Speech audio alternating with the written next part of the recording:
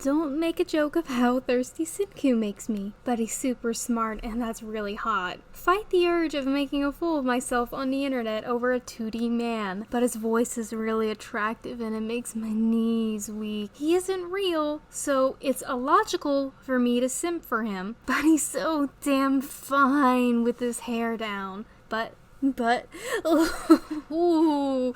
Senku Ishigami has no right to be the most attractive fictional character ever to be conceived. Like seriously, despite being a scrawny ass beanpole with a big brain, somehow that doesn't end up being a turnoff, and with the fact that he wouldn't even be affected by my affection makes him even more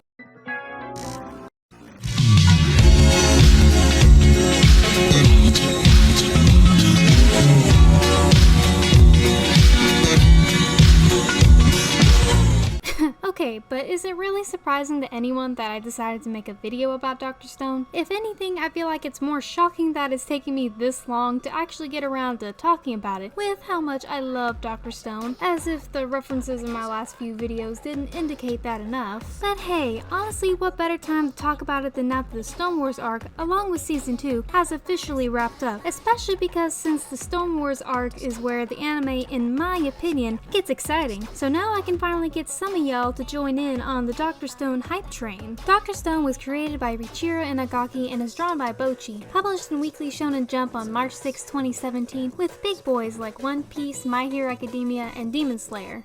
Our protagonist is a straightforward and competent scientist man named Senku Ishigami, who lives his life for the exploration of science up until the point he and the rest of the world are mysteriously turned to stone. Senku is seemingly the first human to break out of a stone prison and immediately gets to work on both a way to free the rest of humanity and to jump forward civilization a million years ahead of time. While I believe the first season of Dr. Stone is pretty good, I consider it more of a fun learning experience of getting to know the story and our pretty decently sized cast of characters, along with their objectives, and it was done quite well with just a few hiccups, like the music just being suitable, aside from the OPs, which go hard like guys, just Ohio, Sekai, good morning, wow. And well, some of the characters' eyes being both too small and being too far apart on their faces, leading to a bunch of memes about it, mainly of Kohaku as hers look the worst. And with me saying that, can we get an F in the comment section for Season 1 Kohaku?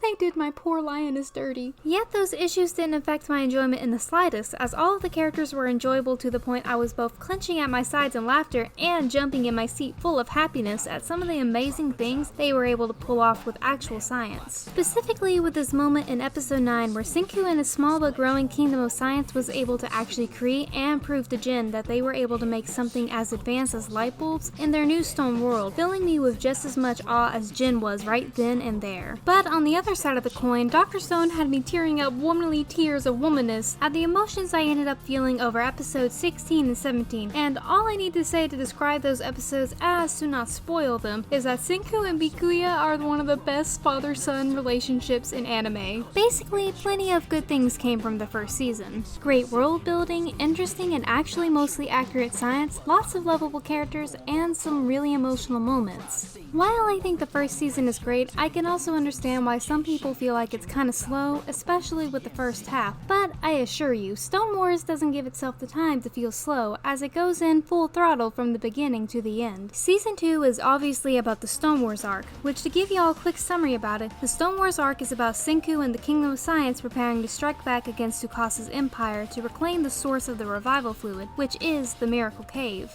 All the small problems, despite not being many from Season 1, are completely out of sight in Stone Wars. The music is a whole lot better this season, with some nice bangers, having incorporated rap in the soundtrack that I think was a really good call, seeing as it's just one of the many things that I enjoyed from Jujutsu Kaisen.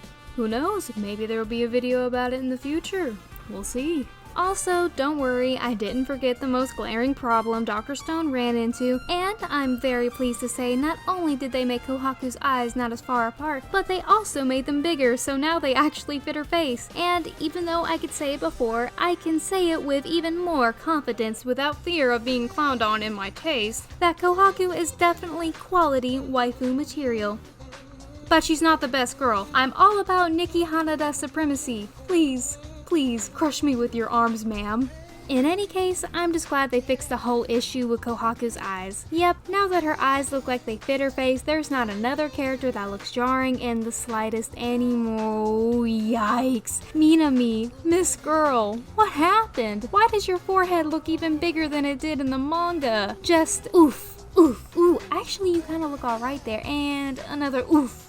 Honestly, even though I'm jabbing at this flaw, I don't really think it's that big of a deal, especially since at certain shots where some of the characters look off, they don't focus on it long enough, so it's not noticeable unless you pause the screen at the wrong time. One of the best things this season brings us is that it introduces two of my favorite characters. In season 1, my favorite characters were Jin, Chrome, Kohaku, Suka, Senku of course, and well, pretty much the majority of the main characters that joined the Kingdom of Science, but even with some of those characters still being in my top 5, even though it's more like top 10 as there's just too many characters you can't help but to enjoy.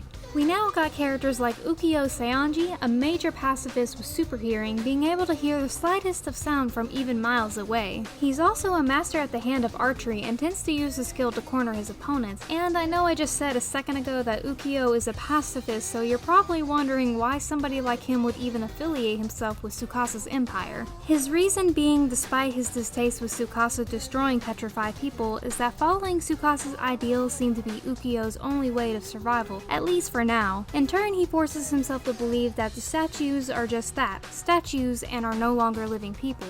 Personally, while I quite like Ukiyo's design and he has grown on me with time, he didn't quite capture my attention like the other major characters introduced this season, but I do feel bad for my guy to something that happens to him, yet this is gonna sound awful, especially if you have seen Stone Wars and know what I'm talking about, but I couldn't help but giggle a bit when I'd spot him somewhere in the frame while everyone is focused on literally everything else besides him.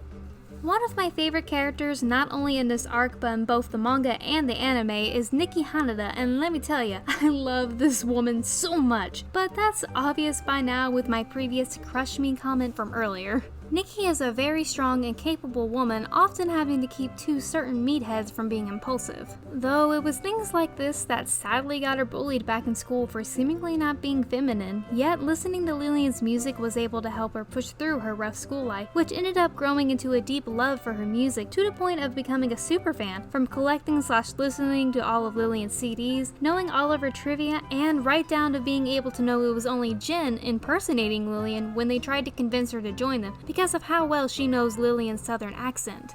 And I've been told I have a nice southern accent, which, I'm available if she's interested.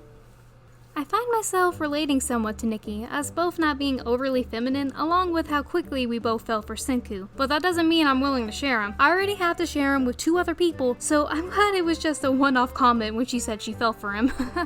Lastly, we have my favorite crackhead, and if you follow me on Twitter, which by the way, if you aren't, you totally should, as I post frequent updates about upcoming videos for the channel, but if you do, you already know I'm talking about Yo Uie, my most anticipated character that was introduced this season, but no, not because he's some super important in-game character or anything, but just because I flipping adore him and the antics he gets up to. Prior to the whole purification incident, Yo was a well-known cop having fought and captured dozens of criminals, gaining him the title of Crazy Strong Police Officer to many. Well, more like an ex-cop, because my boy was a little bit too trigger-happy havoc when he ends up killing one of the criminals he was chasing, which only pisses off Yo's superiors more with how proud of his actions he seemed to be, so they end up firing him on the spot. He's definitely a maniac, but you know what? Aside from Chat Noir, he's a goofy, lovable, baton-wielding maniac who is the character that's made me laugh the most this season, and he only goes to make me laugh more within the manga, making him easily in my top 5 characters. And if you're curious what my list is as of Stone Wars arc, in no particular order, is Nikki, Senku, Jin, Yo, and Chrome.